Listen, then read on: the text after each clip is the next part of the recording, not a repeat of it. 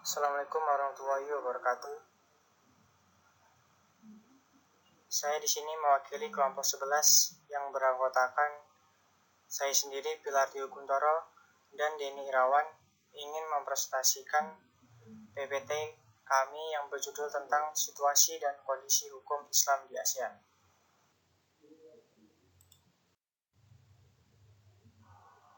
Tren perkembangan hukum Islam di ASEAN. Orientasi hukum Islam telah bergeser dari persoalan ibadah menuju persoalan muamalah. Penyadaran hukum tidak hanya satu mazhab, tetapi diperluas untuk melihat dan merujuk ke berbagai mazhab fikih yang ada. Cakupan masalah hukum Islam di Asia Tenggara sangat luas, baik materinya maupun institusi pengembangannya. Dari segi materi, misalnya muncul isu hukum Islam di bidang pidana, bisnis, barang gunaan, dan makanan, di samping masalah-masalah yang menyangkut kewenangan pengadilan agama selama ini, seperti perkawinan, perceraian, dan kewarisan. Dari segi institusi pengembangan hukum Islam, ada masalah pengembangan mengenai eksistensi lembaga peradilan, kodifikasi, dan organisasi hukum Islam.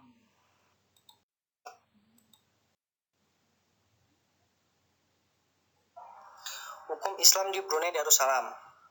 Masuknya Islam ke Brunei sejalan dengan masuknya Islam ke Nusantara. Setidaknya terjadi setelah Malaka jatuh ke tangan Portugis.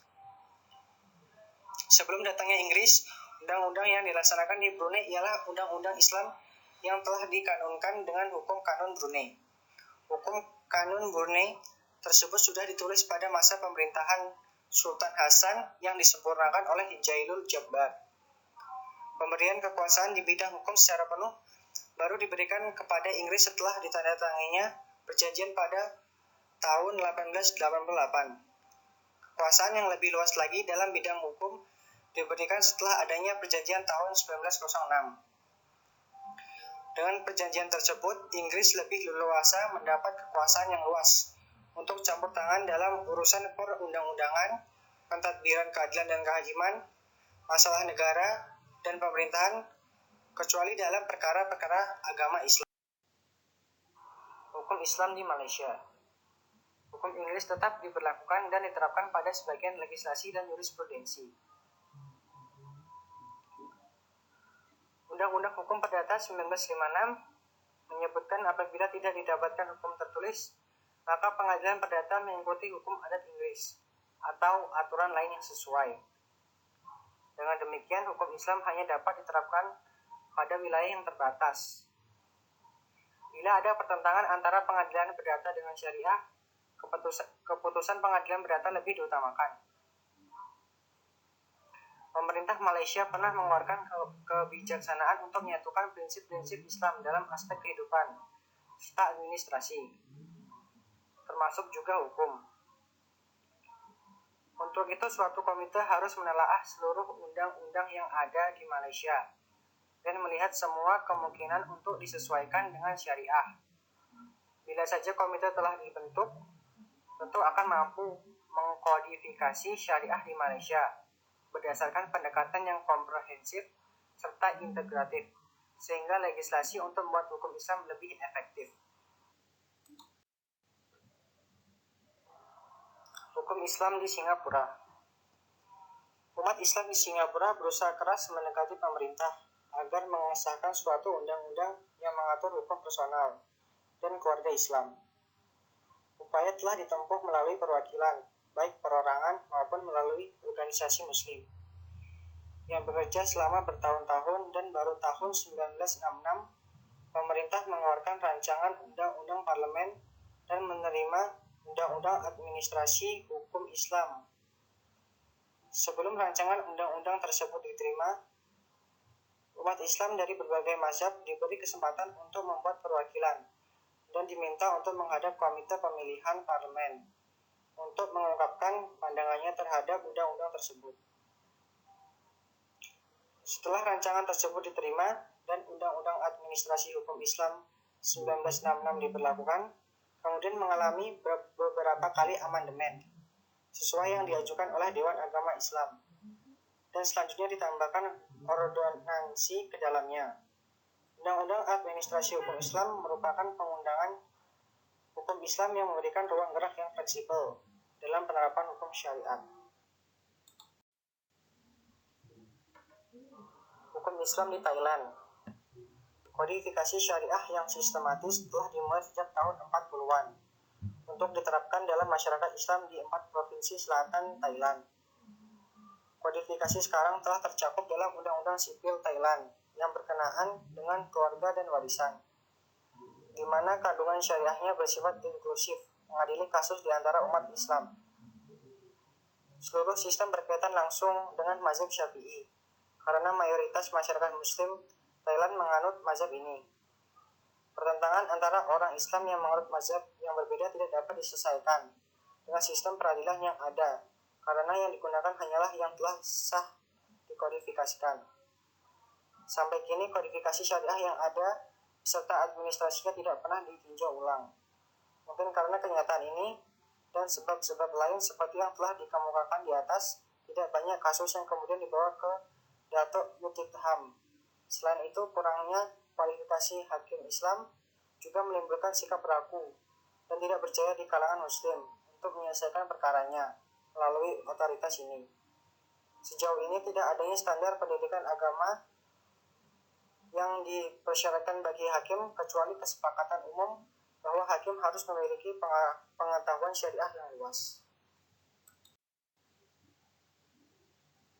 Hukum Islam di Filipina. Dalam konstitusi Filipina, wewenang untuk mendefinisikan, menjabarkan, dan membagi yurisdiksi berbagai pengadilan terletak pada Dewan Nasional.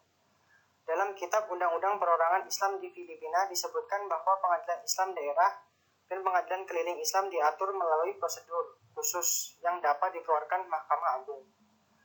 Dalam rangka memberikan batasan yang jelas, Mahkamah Agung mengeluarkan aturan prosedur khusus dalam pengadilan Islam yang disahkan oleh Mahkamah Agung Filipina pada tanggal 20 September 1985.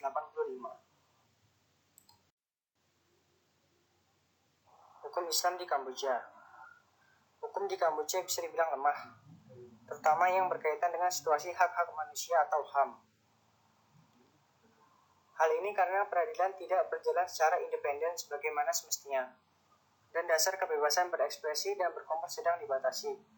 Sedangkan mengenai hukum Islam di Kamboja belum terlembagakan. Secara umum, umat Islam di Kamboja menjalankan syariat Islam sebagaimana umat Islam di Indonesia, terutama hukum keluarga yang meliputi perkawinan, rujuk, talak, dan warisan. Dalam hal perkawinan, orang-orang Champa di Kamboja tidak mengizinkan perkawinan antar agama, kecuali dengan syarat bahwa pihak yang bukan Islam untuk masuk Islam.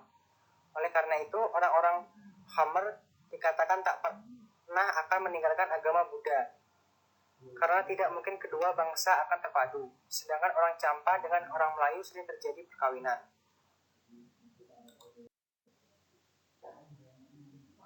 Hukum Islam di Myanmar. Negara Myanmar sebenarnya bukanlah negara Islam, karena mayoritas penduduknya beragama Hindu, kemudian disusul dengan Islam. Namun dalam perkembangannya sekarang, kini negara yang termasuk anggota ASEAN ini memiliki kebebasan beribadah dalam memeluk agama Islam. Jumlah penduduknya hanya kurang lebih 4% yang menganut agama Islam, sehingga banyak umat Islam di kalangan ini yang harus mengalah demi kebaikan mereka. Dan tentu sangat berat bagi negara ini untuk menjalankan hukum Islam dan syariat Islam karena faktor minoritas dalam hal kuantitas. Dan dapat dipastikan perkembangan dakwah Islam juga masih minim sekali, ditambah banyaknya pengikut kaum biksu.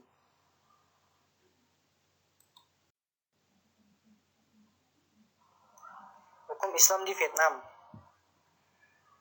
Negara yang beribu katakan Hanoi ini sebenarnya bukanlah negara Islam, karena mayoritas penduduknya beragama Hindu, Kristen, lalu disusul kemudian dengan Islam.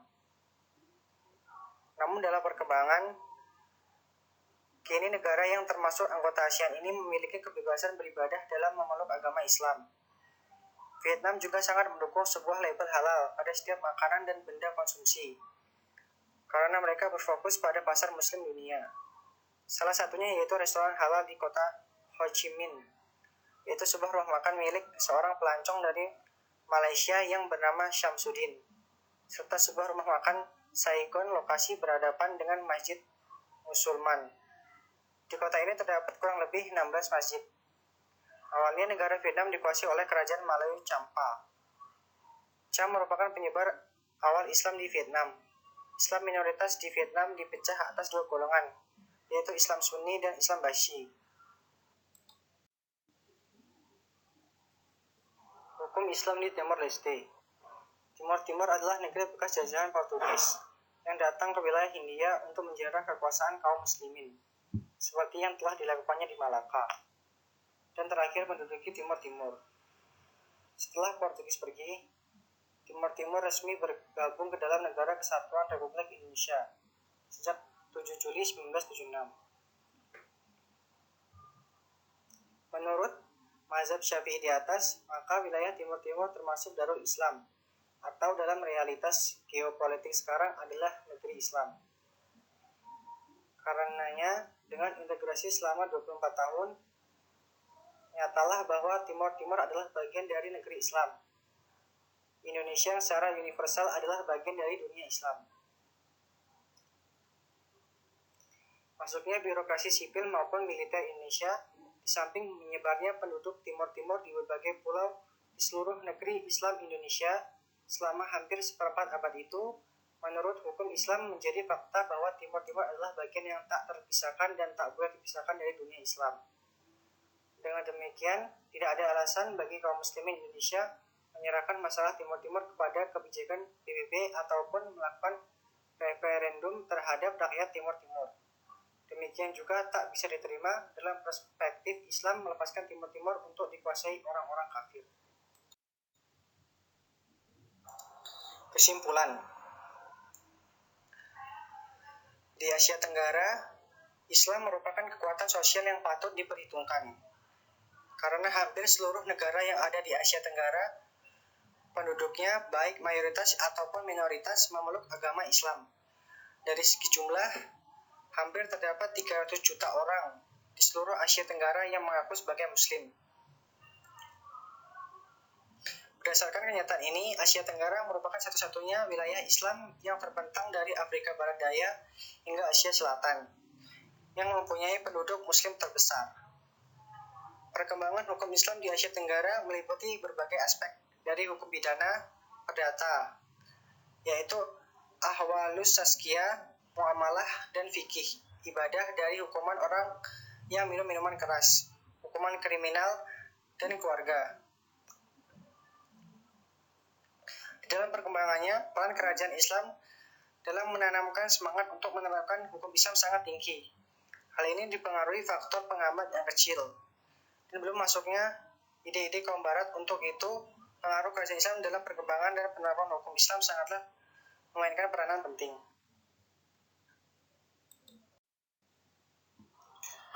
Sekian presentasi dari saya. Mohon maaf apabila ada salah dalam pengucapan atau perkataan. Saya akhiri. Wassalamualaikum warahmatullahi wabarakatuh. Terima kasih.